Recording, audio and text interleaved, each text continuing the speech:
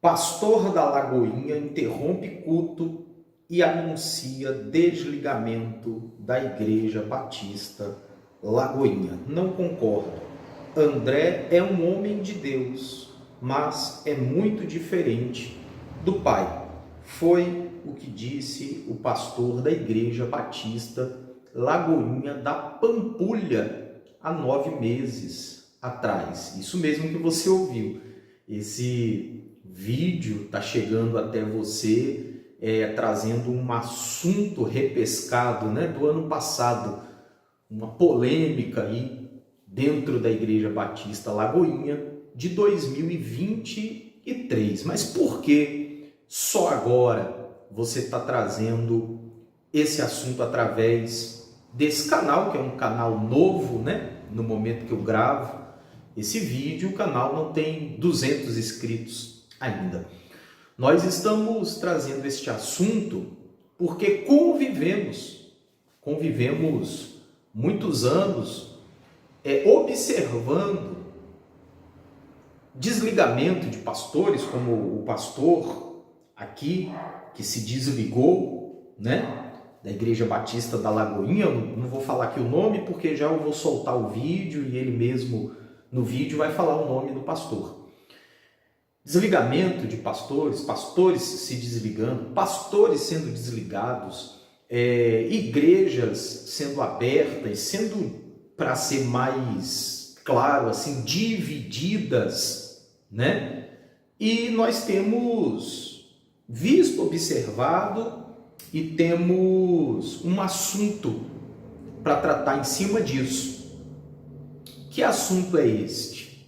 Quando isso acontece, alguém se desliga, alguém é desligado, alguém divide uma igreja, alguém sai, se desliga de um ministério e, como nós fizemos, vem aqui em uma cidade onde passamos há 6 anos atrás e vem plantar um trabalho, vem iniciar um trabalho, com desigrejados. Inclusive fui criticado, muito criticado, duramente criticado por isso esses dias, A pessoa que me criticou deu a entender que era melhor deixar as pessoas que estavam desigrejadas aqui nesta cidade, desigrejadas mesmo, e eu deveria me filiar aí a alguma denominação histórica, tradicional, para ser pastoreado, O mais interessante é que o comentário dessa pessoa vem carregado de uma coisa que é bem comum no nosso meio, que é o sincretismo religioso, ou seja, o fanatismo religioso, um pouco do fanatismo religioso tão comum em nós cristãos, e não poderia ser diferente no comentário que esta pessoa ela fez, As pessoas que nós reunimos, com as quais nós estamos nos reunindo aqui, estariam feridas e devido às circunstâncias que nós apresentamos ali, que ela tomou conhecimento, recortes da história que ela tomou conhecimento, que nós compartilhamos. Então nós estaríamos doentes, adoecidos, e teríamos aqui pessoas feridas, e deu a entender que seria aí uma incógnita, uma dúvida, se haveria esperança, chances para que nós um dia fôssemos uma comunidade de fé saudável, A pessoa talvez tenha lido algum conteúdo que diga que para você estar dentro de uma comunidade de fé saudável, você deve prestar conta para alguém, o que não deixa de ser uma verdade. A gente não discorda disso, deixamos isso bem claro para a pessoa, que nos criticou, nós concordamos com isso. Mas, embora tenha essa questão, isso não condena, Eu até falei para essa pessoa sobre divisão, sobre pessoas feridas, eu disse para ela que Jesus foi ferido, Então, a igreja dele não é saudável, ele é uma pessoa ferida, os os primeiros apóstolos, a igreja foi edificada sobre feridas, né, de apóstolos, de mártires, do próprio Cristo. Então a igreja de Cristo é algo doentio, a igreja de Cristo é algo pesado, a igreja de Cristo é algo diabólico, a igreja de Cristo é algo inconveniente. Sim, a Bíblia fala que a mensagem da cruz é um escândalo, né? É um escândalo mesmo que ele tenha resgatado pessoas limitadas, pecadoras, e essas pessoas é que compõem o quadro de igreja dos dias atuais. Em um país com 220 milhões de habitantes, desses, né, segundo dados do IBGE, 30 a 35%, eu particularmente acredito que seja mais, mas 30 a 35% são cristãos evangélicos. Isso, no meu cálculo, vai dar uma média aí de mais ou menos 60 e poucos mil, 60, 60 e poucos milhões a 70 milhões de habitantes ou de cristãos evangélicos no país, né? Habitantes cristãos evangélicos no país. Então, um número expressivo, um número grande, e no meio desses 70 milhões nós não conseguiríamos, como não vamos conseguir formatar os 100 milhões que nós seremos até 2030, segundo dados do mesmo instituto. Até 2030 seremos 50% cristãos evangélicos na nação, no país, no Brasil, o que vai dar uma média de 100 a 100 e poucos milhões de cristãos evangélicos. As maiores responsáveis disso são as igrejas neopentecostais e são as igrejas pentecostais, tá bom? Claro que nós, como eu disse para esta pessoa, valorizamos muito, sabemos da teologia saudável das igrejas reformadas, das igrejas históricas, das igrejas, enfim, que eu não vou citar aqui nomes, tá bom? Mas a gente sabe da importância de todo esse contexto das igrejas, das carismáticas. Todas têm a sua importância, todas têm a sua relevância para esse avanço. Então, é a realidade do povo cristão no momento.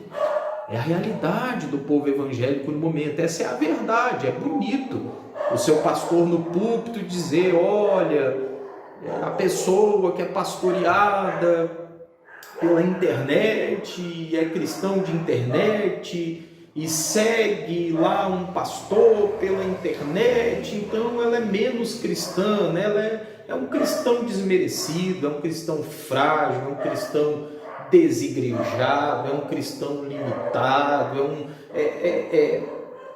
a gente pode dizer assim, olha, é um cristão que pode desenvolver a sua fé, claro, mas só vai poder desenvolvê-la completamente, 100%, dentro de um contexto de igreja, não de controle, tá, pessoal? Mas de igreja saudável, tá bom?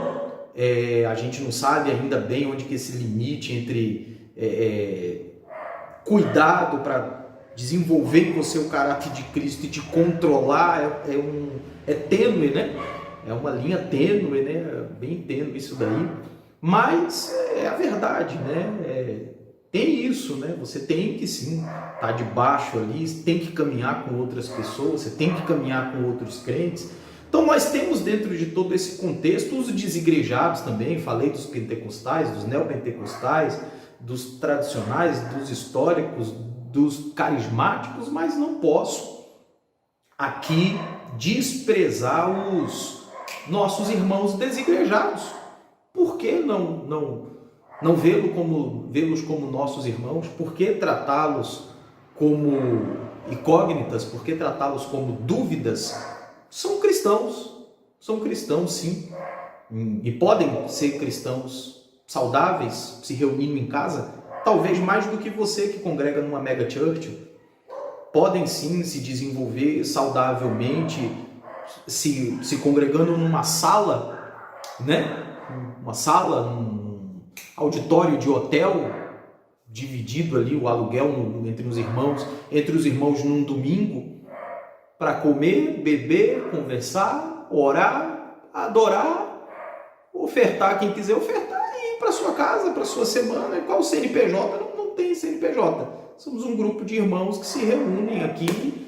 Um traz o violão, um traz o quibe, o outro traz o pão de queijo, o outro traz o fandangos, o outro traz o suco de uva, o outro traz o pão, o outro empresta um talento, empresta um dom para louvar, para cantar, para adorar, o outro traz a caixa de Bluetooth e fica tocando aí um hino, e é isso aí. Não tem, né? Eu mudei aqui na cidade, eu estava sem saber. As pessoas diziam: qual é a sua igreja? Eu não podia dizer que eu era de alguma igreja denominacional, porque eu não sou. Eu não podia dizer que eu era de uma mega igreja, porque eu já não pertenço mais a nenhuma, depois de já ter pertencido, feito parte de duas, né, mega igrejas e de uma igreja histórica. Faço parte de nenhuma igreja no momento, mas eu me atentei para o seguinte: o nosso lugar de culto é o lugar tal. É o que eu estou recomendando aqui para as pessoas da nossa comunidade, né? Nós temos uma pequena sala alugada em um ponto aqui da cidade, nos reunimos aqui. Conheço pessoas hoje que estão se reunindo, que estão compartilhando, dividindo o aluguel, como eu falei, de um auditório de um hotel, e estão se reunindo ali. Enfim, pessoas que estão alugando salão de festa de algum prédio e estão se reunindo ali aos domingos. Enfim, conhecemos pessoas assim, e outros casos aqui que eu não conheço, só de internet mesmo, não conheço pessoalmente, não posso falar, tá bom? Mas eu conheço casos assim. Igreja? Bem, a igreja de Atos dos Apóstolos não tinha CNPJ, e talvez fosse mais igreja do que muitos megatemplos hoje são. Mas com mais essência de igreja, com mais característica de igreja, com mais saúde de igreja, tá bom? Então ninguém saiu aqui abrindo igreja porque tenho que ter uma igreja, sou obrigado a ter uma igreja. As pessoas aqui da cidade, elas são uma testemunha viva, elas são uma testemunha fiel disso. Quem porventura ficar chateado por falta daquela pombinha, irmão, a sua vida não tem que estar na pomba, a sua vida tem que estar em Jesus. Eis a marca da sua nova igreja.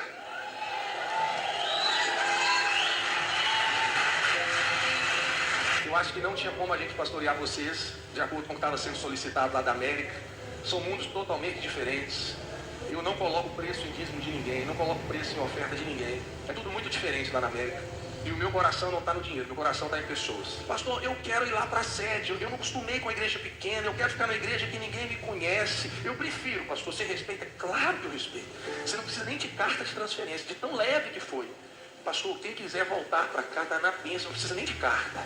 Não estamos na coleira de ninguém, nós estamos na dispensação do Espírito Santo de Deus. Quem conduz essa igreja é o Senhor e nós vamos fazer aquilo que Ele mandar.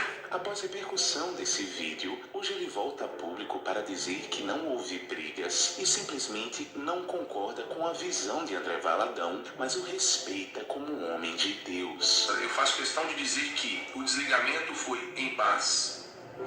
O pastor Flavinho me ligou, nos abençoou. O pastor Márcio, isso no vídeo também eles não falam, mas o pastor Márcio já tinha, inclusive nesse momento que eu falo do pastor Márcio lá no culto, eu até choro porque me emociona muito a vida do pastor Márcio em cima do altar. Para mim é uma referência, é a maior referência para mim no Brasil, é o pastor Márcio Vieira Valadão. Isso nunca vai mudar. Eu aceitei Jesus num culto do pastor André Valadão, homem de Deus, foi usado por Deus. Nos meus cultos, ao longo desses 10 anos de ministério, eu já perdi as contas de quantas vezes eu contei como eu aceitei Jesus e o quanto o pastor André Valadão foi usado para a minha conversão. O pastor Flavinho, ele me ligou e nós saímos abençoados. Não existe rebelião quando você tem a bênção. Você está entendendo? Então nós tivemos a bênção do pastor Márcio, fisicamente, ele pegou no meu rosto, falou: meu filho, você está abençoado. e tivemos a bênção do pastor André II, e o pastor André, a gente nunca teve contato com ele, a gente nunca conversou com o pastor André. Às vezes as pessoas acham que a gente conversa com o pastor André todo dia, né? A gente nunca conversou com o pastor André, a gente não recebeu um telefonema, até porque a gente sabe, ele mora na América, a vida dele é agitada, ele acabou de assumir 700 igrejas, né? A gente tem uma reunião online, que é uma reunião muito subjetiva, com o entendimento daquilo que ele quer para as igrejas. Então vamos lá. O pastor André foi o cara que foi referência para que eu aceitasse Jesus. Eu seria, no mínimo, um ingrato se eu dissesse que ele não é uma pessoa importantíssima na minha vida. O André assumiu, o pastor Márcio passou para o Flavinho, tá tudo no vídeo. O Flavinho assumiu, quando foi na segunda-feira, o Flavinho já não estava, aí ficou sem saber, e o André assumiu. Ponto. Se você está dentro de uma igreja, aí você ama aquela igreja, olha filho, vai para próximo das pessoas, discipula, fica pertinho, não sai do bairro não, tá? Você ama aquele pastor, só que de repente se troca o pastor, e esse novo pastor, ele tem uma visão, não é pior, uma visão diferente, tem uma visão grande, tem uma visão de coisas grandiosas, ele não quer mais aquela coisinha pequena, o número de pessoas influencia. Então ele quer um negócio e você está lá na igreja e você está assim, poxa vida, meu coração não era nisso, meu coração era naquilo. O que você ia fazer? Você ia chegar, ia comunicar a sua insatisfação e ia sair. Não é isso? Ou você vai ficar num lugar que você não concorda com a visão? O que nós fizemos? Há mais de 2 anos. Isso foi domingo agora não, gente. Parece que eu dei um espetáculo no domingo, dei um surto e gravei aquilo. Há mais de 2 anos. Nós estávamos construindo e tentando entrar num acordo.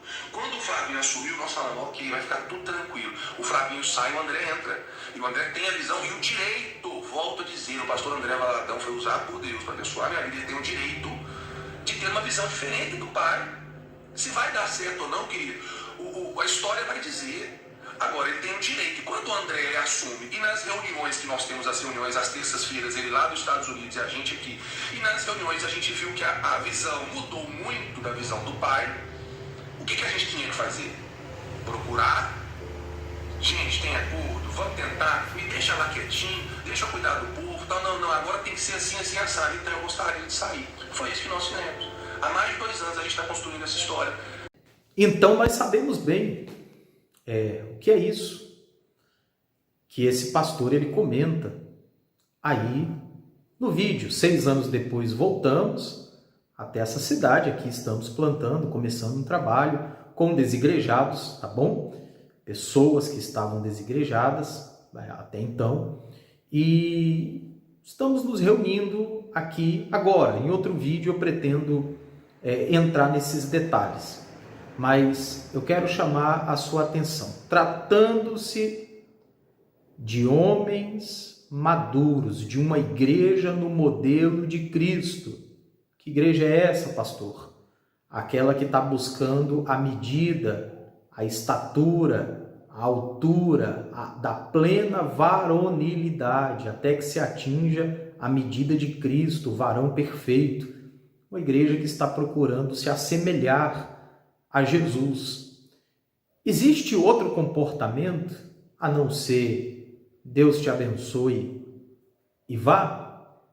Independente das circunstâncias, eu estou com a minha Bíblia aberta, isso eu estou querendo dizer assim, eu vou dar um exemplo extremo, assim, se eu estou querendo dizer assim, esse pastor ele possa ter sido lá ele tivesse sido um péssimo pastor, que não é o caso, não parece que as pessoas da igreja ali, na esmagadora maioria, estão com ele.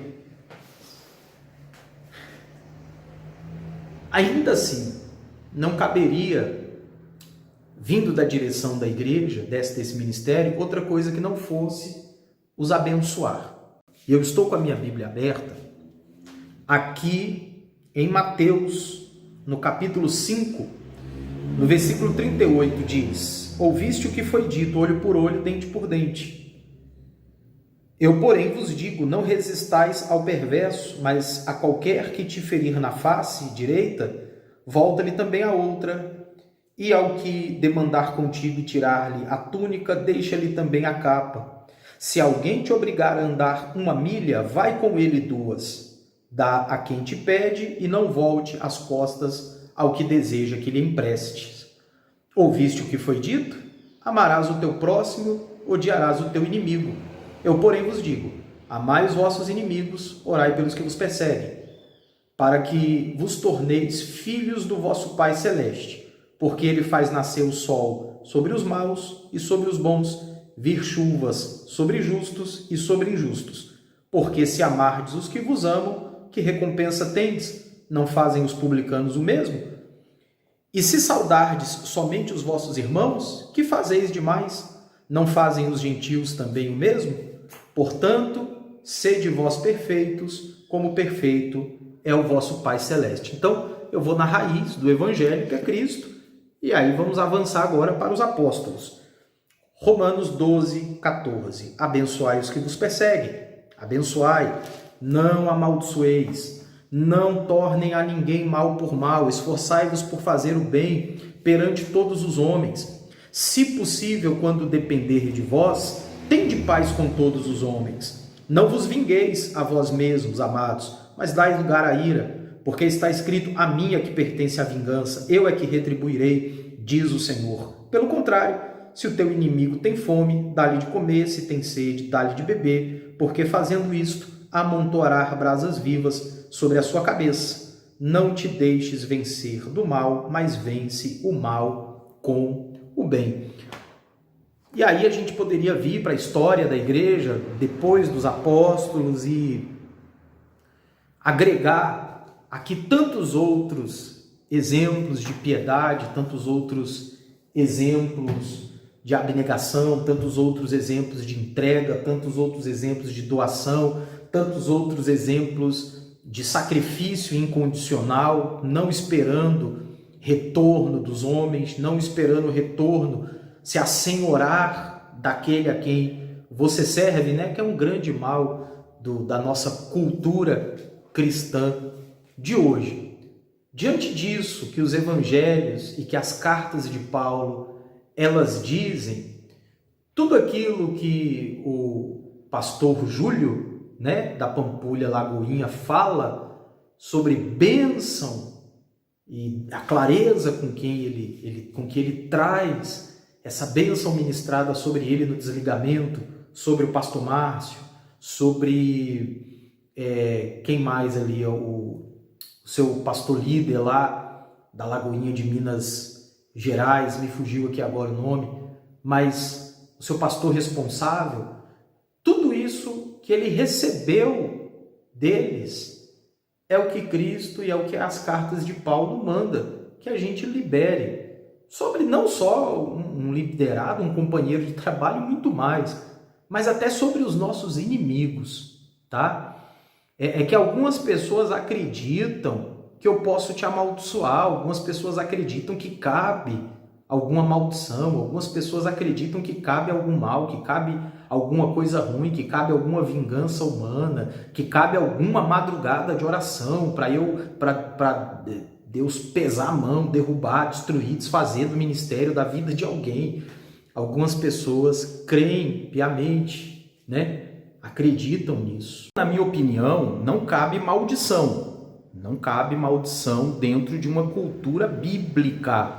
Não cabe um pastor amaldiçoar a ovelha, um pastor amaldiçoar o antigo membro da sua igreja, do seu corpo de trabalho. Não cabe maldição. Dentro de um ambiente corporativista, de corporativismo, sim, cabe tudo. Nós vemos de tudo. Você chega num lugar, você já deve ter visto aquelas plantinhas assim de pimenta na mesa do funcionário, na mesa do gerente. Você já deve ter visto espada de São Jorge na porta da casa, da loja, do escritório, do comércio. Dentro dessas culturas cabe tudo. Dentro da cultura de Cristo, oramos por todos, até por aqueles que nos fizeram mal. Desejamos o bem para aqueles que nos fizeram mal. Então não cabe nenhuma maldição. Você está perdendo seu tempo com madrugada de oração. Se essa pessoa ela tiver que pagar alguma coisa, ela vai pagar porque ela tinha que pagar mesmo, e a sua oração deve ser para que através disso, o coração dela se mova na direção certa, apenas, para que você seja de fato e de verdade, como a Bíblia diz, um filho de Deus. Eu quero que você deixe o seu comentário aqui abaixo. O que você acha desse assunto? O que você acha a respeito disso? Fez certo o pastor André? Fez certo o pastor da Pampulha aí, Lagoinha, ao se desligar, né? Fez tudo conforme manda a palavra de Deus? Na minha opinião, sim. Deus abençoe. Nos vemos no próximo vídeo. Se inscreve, curte e compartilha. Fazendo isso, você permite e contribui para que esse vídeo chegue, esse conteúdo, a mais pessoas e elas possam refletir sobre o que nós temos sido como igreja deste tempo, desta geração.